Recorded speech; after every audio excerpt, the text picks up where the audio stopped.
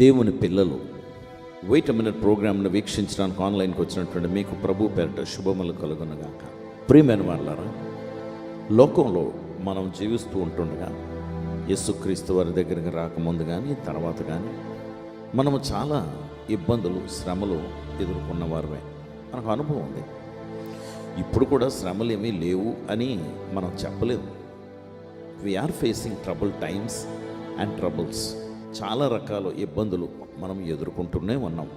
అయితే చాలా మార్లు ఎలాగ వీటిని ఎదుర్కోవటం అని మనము ఆందోళన పడుతున్నాం.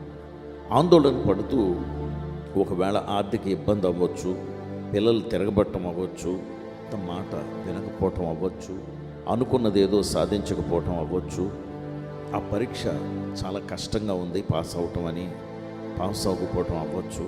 ఏదైతే there are many troubles all around us. చాలా మన చుట్టూ చాలా సమస్యలు, చాలా ఇబ్బందులు ఉంటూనే ఉన్నాయి. అయితే కీర్తనకారుడు దావీదు అంటాడు 34వ అధ్యాయం 19వ వచనంలో, నీతిమంతులు అనేక ఇబ్బందులు ఎదుర్కొంటారు. The righteous will face many troubles but the lord will deliver them from every trouble. ప్రభువు వారిని ప్రతి శ్రమ నుండి విడిపిస్తాడు. ఇది గొప్ప ఆదరణ కలుగుతుంది. కానీ కొంచెం డీప్గా చూస్తే ద రైచస్ అంటే నీతిమంతులు చాలా శ్రమలు ఎదుర్కొంటారు అంటున్నారు. ఎందుకు నీతిమంతులు శ్రమలు ఎదుర్కొంటారు అని దావీదు అంటున్నాడంటే, నీతిమంతుడు ఎవడు అంటే ప్రభు అయినటువంటి యేసుని రక్షకుడిగా అంగీకరించిన వాడు నీతిమంతుడిగా ఎంచబడ్డాడు. కనుక ఈ లోకంలో నీతిమంతులుగా ఉండటానికి లేకపోతే నీతిమంతులుగా ఉండకుండా ఉంచటానికి అపవాది, దెయ్యాలు, పరిస్థితులు, వాతావరణం, మనుషులు, ఒక్కొక్కసారి ఇంట్లో వారు కూడా మనల్ని ఉండనివ్వరు. ఆ మార్గం నుండి మనల్ని ప్రక్కతోవలోకి తీసుకువెళ్ళిపోవటానికి ప్రయత్నిస్తారు. అలాంటప్పుడు మనము దేవుని దృష్టిలో నీతిమంతులుగా ఉండటం అనేది ఎంత కష్టమో ఒకసారి ఆలోచించండి.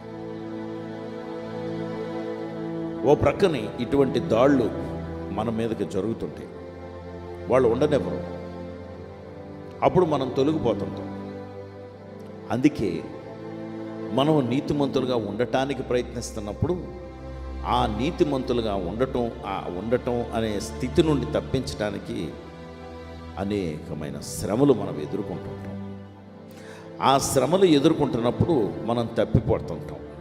అందుకే ఆదరణ. ఎందుకంటే ప్రభువు మనల్ని ఆ శ్రమ నుండి తప్పిస్తానని చెప్తున్నాడు. మనం ఆయనకి నమ్మకంగా ఉంటే చాలు.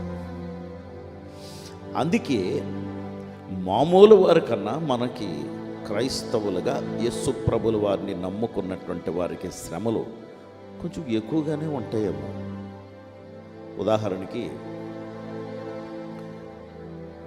బాబుని, నా కొడుకుని ఎంఎస్ చదవటానికి అమెరికా వెళ్తాను అన్నాడు.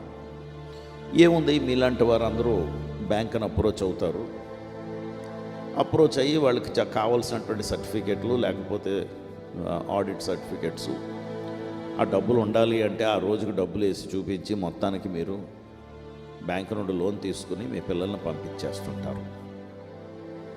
నాలాంటి వాడు బ్యాంకులోకి వెళ్ళి నిలవబడి లోన్ అడిగితే 2 విషయాలు చెప్పారు.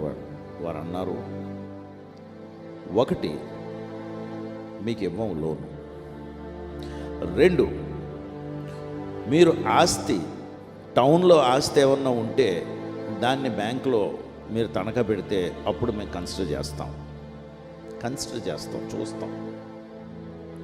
3, 2 విషయాలు కదా, 3వ విషయం, మేము మెరిటోరియస్ స్టూడెంట్స్నే మేము ఫైనాన్స్ చేస్తాం. అంటే ఇంటర్మీడియట్లో మెరిటోరియస్ స్టూడెంట్స్ అంటే ఓన్లీ 95, 96 వచ్చిన వాళ్ళు 100 out of 100 వస్తేనే వాళ్ళు లోన్ ఇస్తారు. అంటే మనలాంటి వారి పిల్లలకి లోన్లు ఉండవు. ఏమో మీ పిల్లలకి వస్తాయేమో, మంచిది, రావాలనే కోరుకుంటున్నాను. కానీ నాకు ఇవ్వనని చెప్పేశారు. ఇప్పుడు ఎక్కడికి వెళ్ళాలి? నేను దొంగ సర్టిఫికేట్లు ప్రొడ్యూస్ చేయడానికి నాకు ఇష్టం లేదు. నీతిమంతుడిగా నేను ఉండాలి, అబద్ధం ఆడను. ఎందుకంటే నా దేవుడు నన్ను ఆ సమస్య నుండి బయటికి తీసుకొస్తానన్నాడు. ఆశ్చర్యకరంగా ఏ బ్యాంకు కూడా ఇవ్వకపోయినా ఒక వ్యక్తి నేను అడగకుండా 15 లక్షలు నాకు ట్రాన్స్ఫర్ చేసి నా అకౌంట్లో వేశాడు. బాబు చక్కగా వెళ్ళాడు, చదువుకున్నాడు, సెటిల్ అయిపోయాడు. ఇప్పుడు పెళ్లి చేసుకున్నాడు, ఒక పాపను కూడా కన్నాడు. అమెరికాలో ఉద్యోగం చేస్తున్నాడు, అమెరికన్ సిటిజన్ కూడా అయిపోయాడు. అదే గ్రీన్ కార్డ్ అవన్నీ వచ్చేసాయి. అయితే దేవుని బిడ్డలారా, ఎందుకు ఈ ఉదాహరణ చెప్తున్నానంటే, ట్రబుల్స్ ఎక్కువ రాలేదా? వచ్చాయి. కానీ ఆ ట్రబుల్స్లోంచి ఎవరు నడిపించారు? నా ప్రభు అయిన యేసు. అందుకే నువ్వు ఏ రోజైతే యోహాను సువార్త 1వ అధ్యాయము 12-13 వచనాల్లో ఏ రోజైతే ఆయన రక్షకుడిగా నువ్వు అంగీకరిస్తున్నావో, దేవుని బిడ్డలవ్వటానికి, దేవుని కుమారుడిగా పిలువబడటానికి అవటానికి నువ్వు హక్కు పొందుకున్నావు. You have a right now as a child of God. So dear child of God, I'm addressing you today morning. ఈరోజు ఉదయం ప్రియమైన దేవుని బిడ్డ, నీకు నీ పిల్లలకి నా దేవుడు సహాయం చెయ్యును గాక. చేస్తానన్న వాగ్దానం చేస్తున్నారు కనుక ఆ వాగ్దానం మీద నేను నీకు మనవి చేస్తున్నా, లేదా నీకు ప్రవచిస్తున్నాను. తప్పకుండా నా దేవుడు నీ అవసరత తీరుస్తాడు. నువ్వు ఇంకా యేసుక్రీస్తు వారిని రక్షకుడిగా అంగీకరించకపోతే అంగీకరించు. నీ పిల్లలకి నీకు మంచి భవిష్యత్తునిస్తాడు.